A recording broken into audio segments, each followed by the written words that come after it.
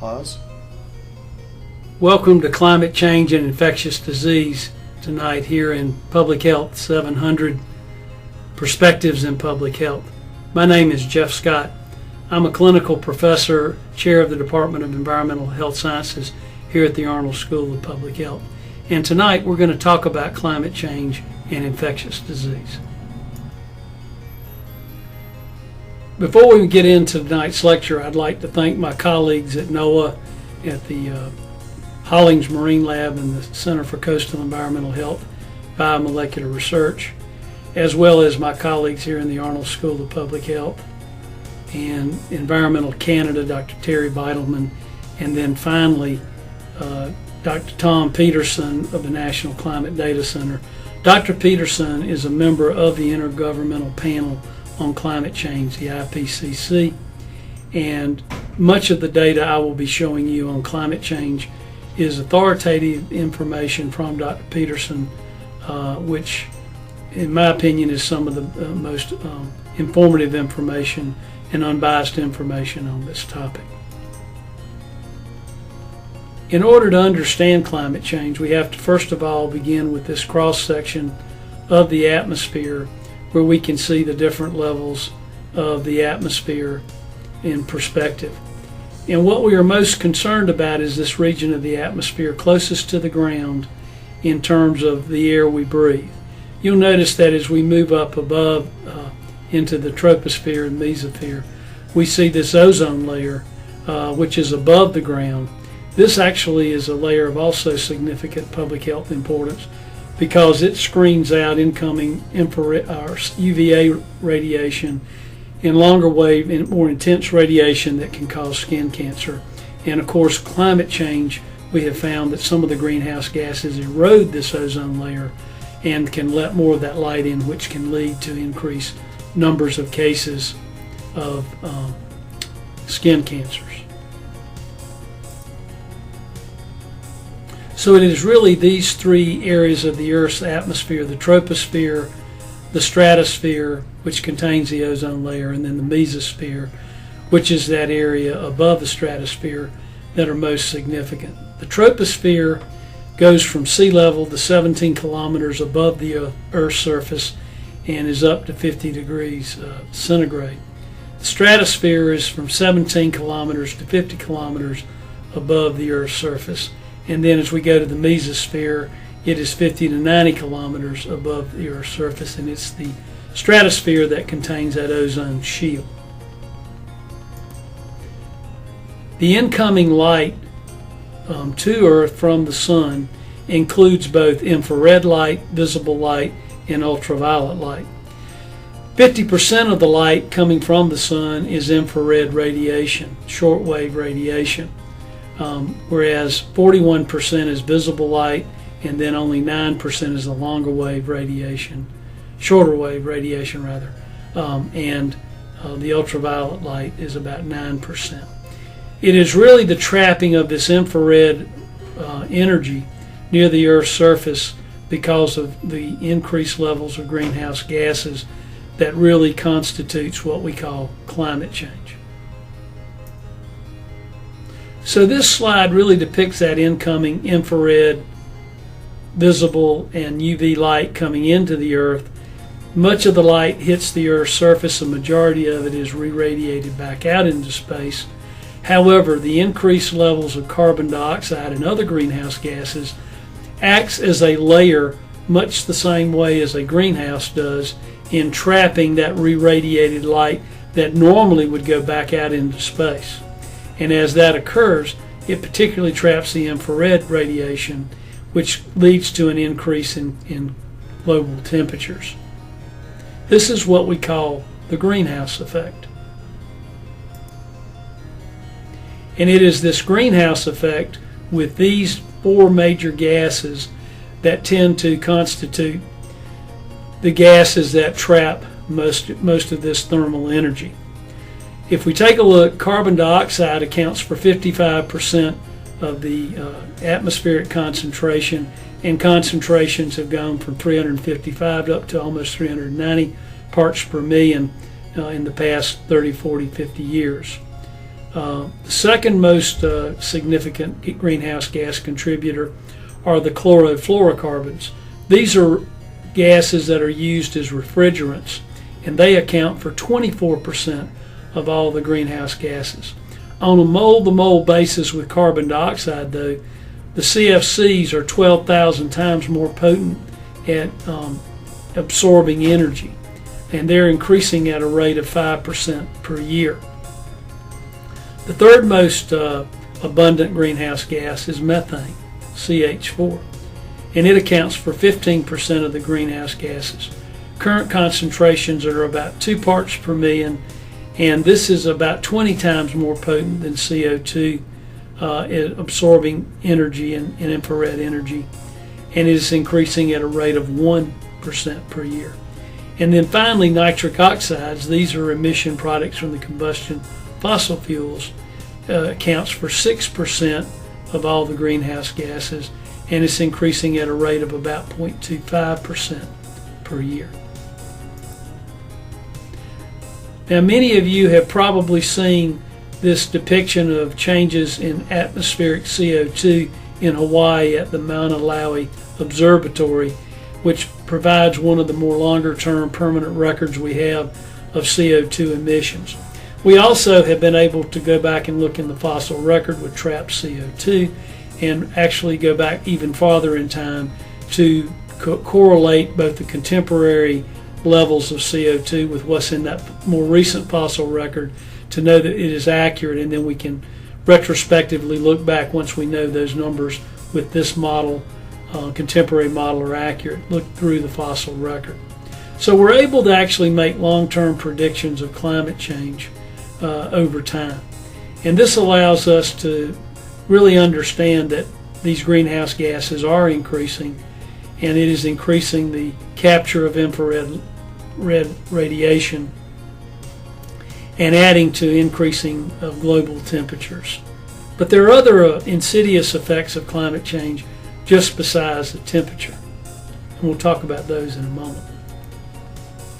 This is a slide of global temperatures in the oceans, and what we see is anywhere where there's orange, pink, or red, we are seeing some significant increases in temperature. Now you'll notice around the southeast U.S. the colors are light green, which means we haven't had that much of a change here. But you'll notice at the higher latitudes, particularly in Alaska, Iceland, and Greenland, we see the reds and pinks, which means that the greatest effect of climate change are at the higher latitudes. And the reason for this is a lot of the energy that's transported from the equator is transported poleward and ends up being manifest in those systems. If you go to the IPCC report, you will begin to see tables that overview the effects of climate change on the availability of water, effects on ecosystems, particularly changing of the breadbasket here in the U.S. to higher latitudes. With the water, we see increased episodes of drought. Food and food availability, again, that change in the breadbasket here in the U.S. Along our coast, sea level rise, which may add to the complexity of climate change that we see in terrestrial systems along our coast, which are highly urbanized areas and contain over half of the world's population. And then finally, we see effects on health. We see increased changes in the distribution and abundance and virulence of organisms that cause both waterborne and foodborne illnesses and infectious disease. Presently, the levels of CO2 are greater than 380 parts per billion. In the 2014 report are approaching 390 parts per million. And this is, the CO2 levels have increased by 25% since the start of the Industrial Revolution and by 12% since 1960. This CO2 increase has caused a 1 degree Fahrenheit increase in global temperatures during the 20th century, and the projections are for CO2 levels to double by 2050, which will increase global temperatures by 1.5 to 4.5 degrees Fahrenheit. Now, if we take a look at the causes of where most of the CO2 emission and greenhouse gas emissions originate, most of them come from electricity production. That, if we take a look at the U.S. and South Carolina, you'll see that 34 to 35% of our CO2 footprint in this state and around the country is from mainly the combustion of fossil fuels, coal, natural gas, and petroleum. You'll also notice that transportation is the number 2 source, and again, that's the combustion of fossil fuels, primarily gasoline. We also see industrial fuels, fuels for boilers, which actually can burn a number of things: wood chips, it can burn coal, it can burn natural gas, it can burn commercial fuel, what we call middle weight distillates, diesel fuel, bunker C, different fuel oils. That's number 3, and then finally we go on down to industrial processes, residential, commercial fuel use.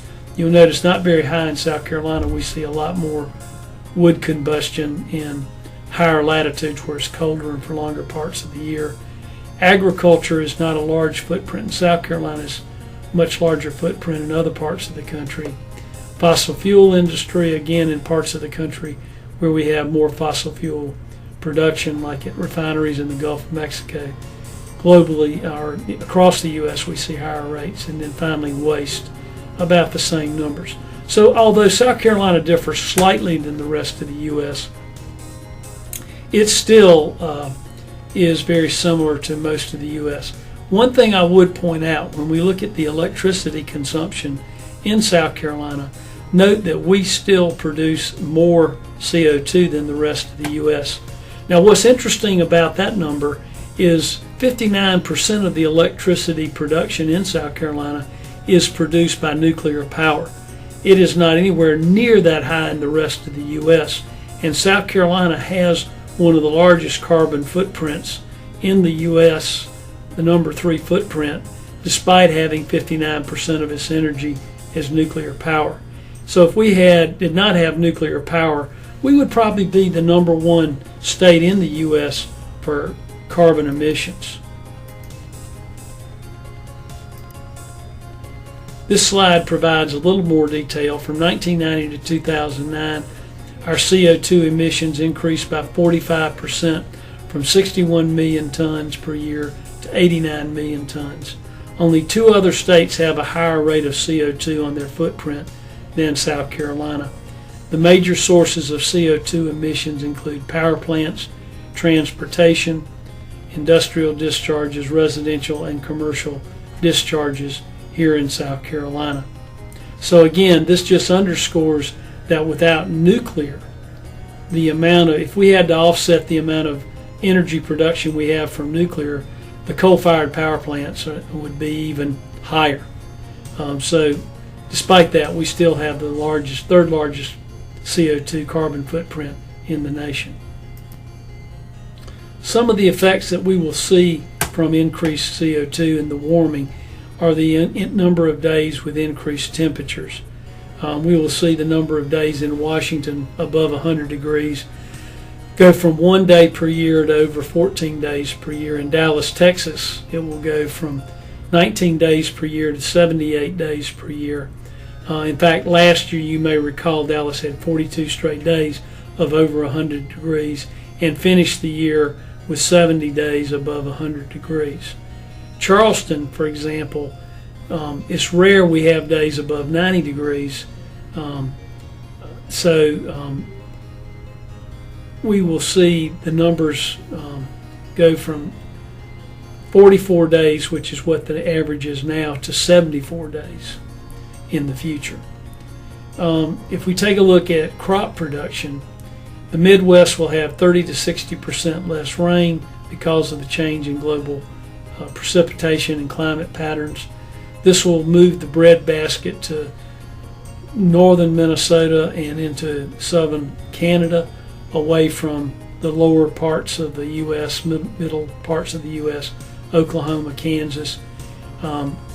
So that change in production will be dramatic. This will affect the amount of protein in the plants, because in a CO2 enriched environment, the P3 plants, which are your agricultural plants, will not produce as much protein. On the other hand, your weeds, which are your P4 plants, will have a much higher growth rate in that CO2 enriched environment, and this will require us to have to use more herbicides. And then finally, your insect pests will consume more of the P3 plants to meet their protein needs, because there's less protein per unit of weight of the crops. That means we'll have to use more insecticides to control that problem. Now let's take a look at historical energy usage in the U.S. If we go all the way back to the 1850s, 90% of our energy production was from wood and 10% from coal. By 1920, with the invention of the automobile and airplanes, we see that we have moved away from a lot of wood production to 80% coal and 10% petroleum, with wood and some of the other sources making up the remainder.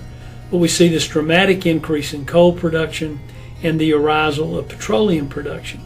By the 1950s, we now see that coal production has declined as a total percentage of total energy production, and petroleum has dramatically increased.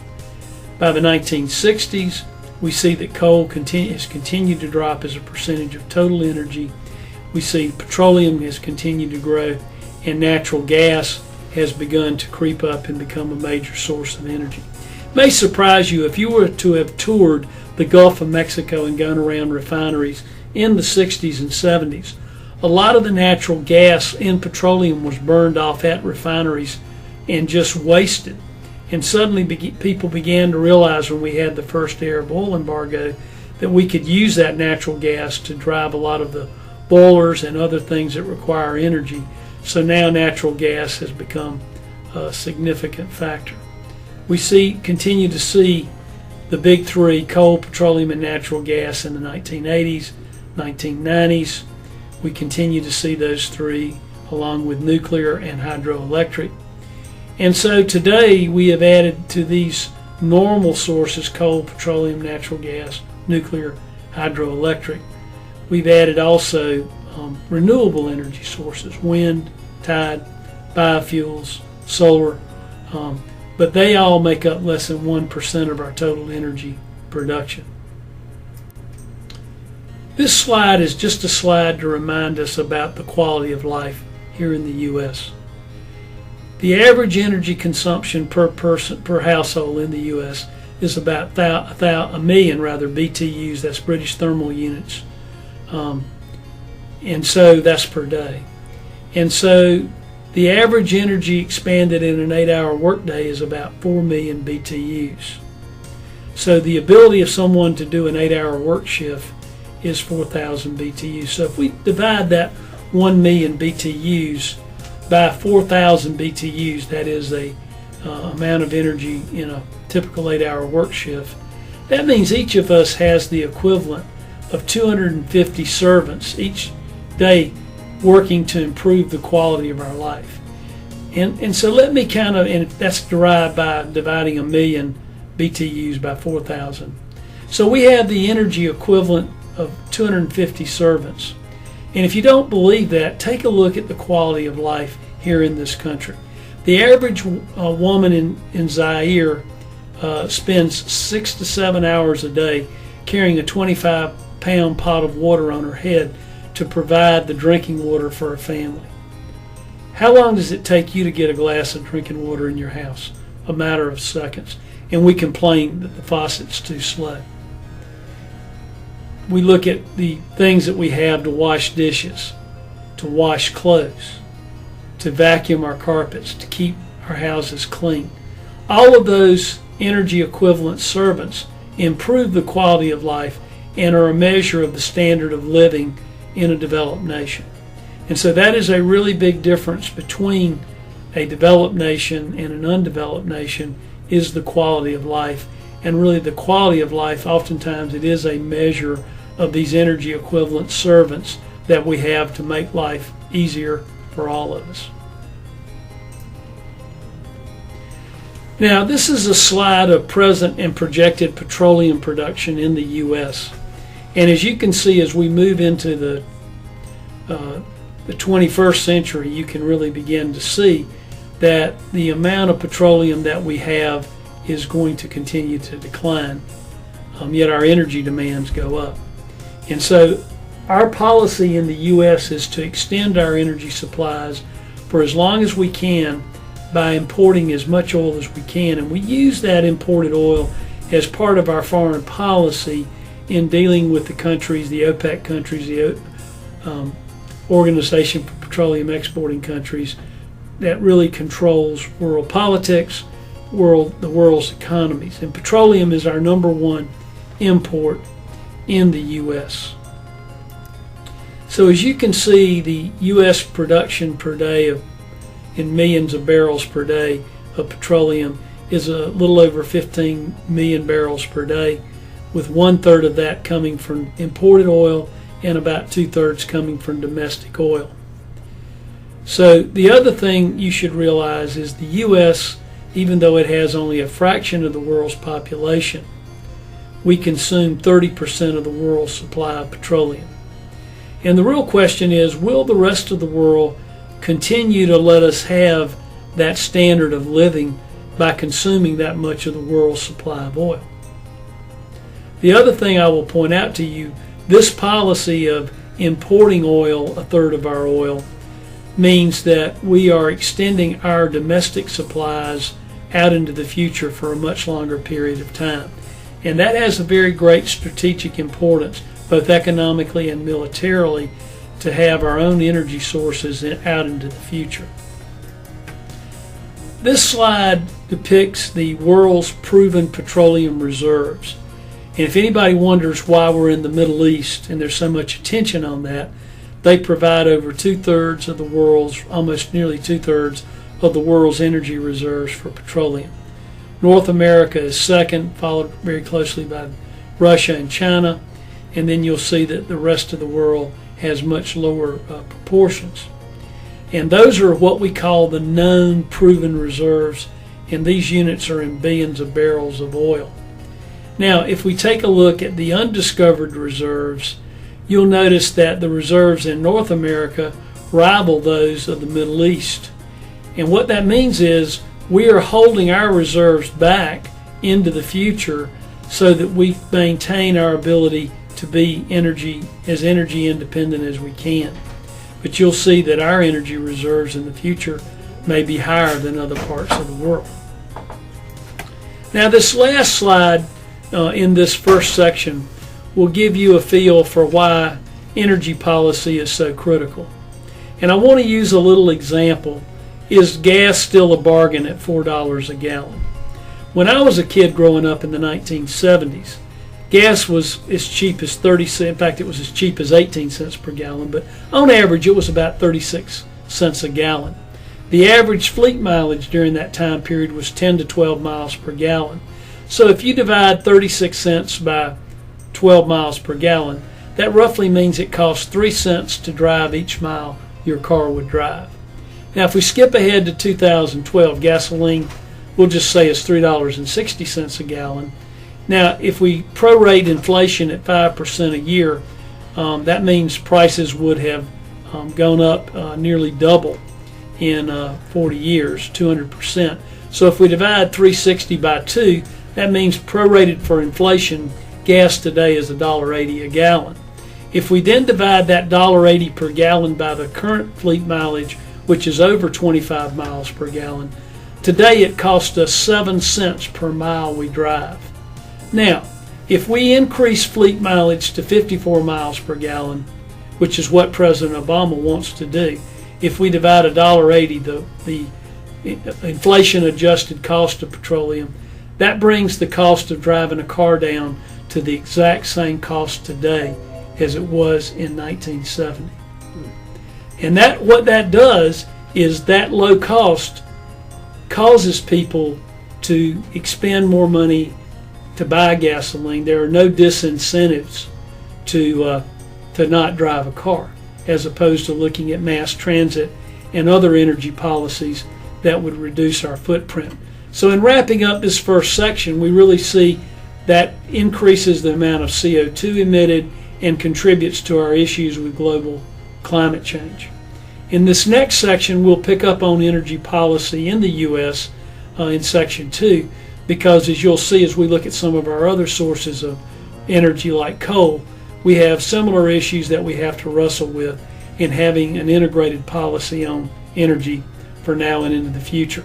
And the decisions we make on energy policy really will affect the way in which and the manifest the rate at which climate change occurs throughout the planet.